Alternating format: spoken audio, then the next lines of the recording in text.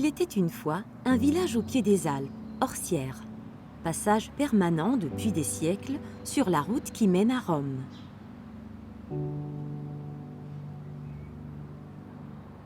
Que reste-t-il du bourg médiéval dans le village d'aujourd'hui, avec son église placée en son milieu et au cœur de la vie paysanne? Une certitude, les pèlerins faisant étape à Orsières continuent de franchir la barrière des Alpes par la Via Francigena, sillon tracé dans les itinéraires de Sigéric il y a plus de 1000 ans.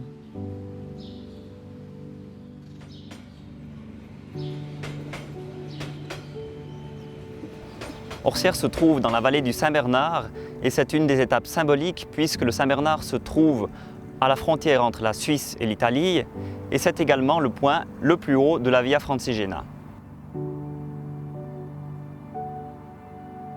Cet itinéraire se base sur les étapes écrites dans le journal de Sigéric.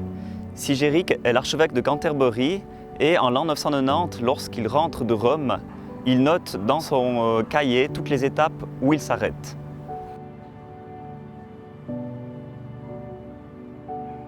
Orsières en fait évidemment partie et c'est une étape importante puisqu'elle se trouve dans la montée sur le col du Grand Saint-Bernard. Au fil des siècles, Orsières voit défiler nombre de religieux, marchands, soldats et pèlerins, dont ceux empruntant la Via Francigena. Le village, accessible par 2 ponts, accueille le pèlerin dans son réseau de maisons de pierre mitoyennes bordant la rue principale.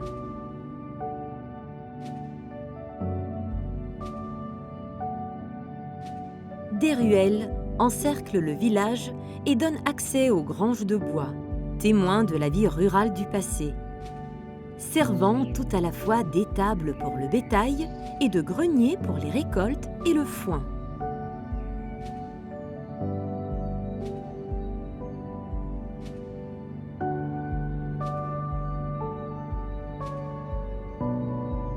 Le tissu urbain a changé peu à peu d'aspect, laissant place à de nouveaux bâtiments répondant aux besoins dictés par l'évolution des temps, sans pour autant oublier les racines du passé et l'accueil des pèlerins. Je me trouve maintenant devant le bâtiment communal d'Orsières, autrefois, au Moyen-Âge notamment, hôpital, c'est-à-dire hospice qui accueillait les gens de passage.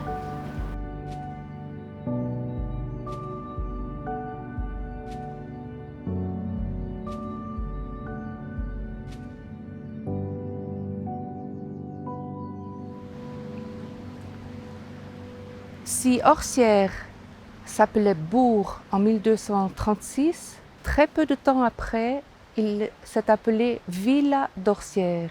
Et pourquoi? Parce que le village s'est structuré en quartiers qui portent étonnamment toujours les mêmes noms aujourd'hui. Le Chable, le Bourjal, le milieu de ville, la place, le sommet du bourg.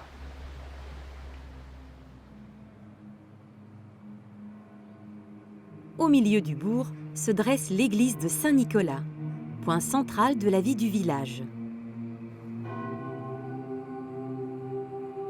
Fruit d'une reconstruction et de nombreuses rénovations, l'église est toujours accompagnée de son clocher roman, dont la base date du XIe siècle.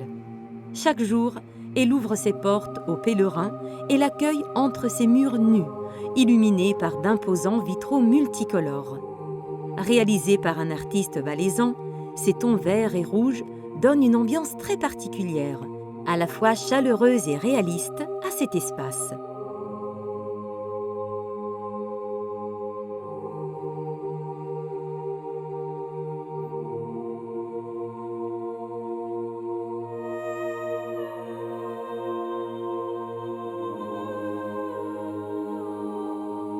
Notre église a, je dirais, une ligne très pure qui favorise l'intériorité.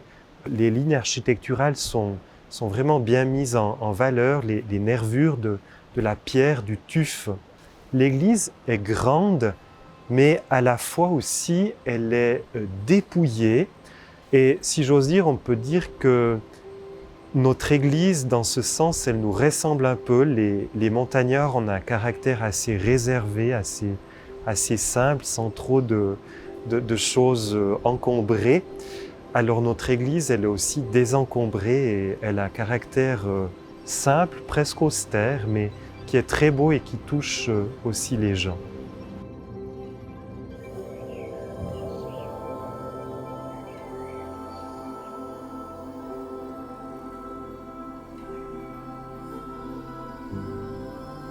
Au début des années 90, le Conseil de l'Europe décide de donner un nouvel élan aux itinéraires culturels du vieux continent et reconnaît en 2004 la Via Francigena comme grand itinéraire culturel. On estime aujourd'hui qu'il y a environ 40 000 marcheurs sur la Via Francigena entre Canterbury et Rome. Tous ne font pas bien sûr le parcours en entier puisqu'il dure environ 3 mois, mais ils le font quelques jours, quelques semaines ou même sur plusieurs années.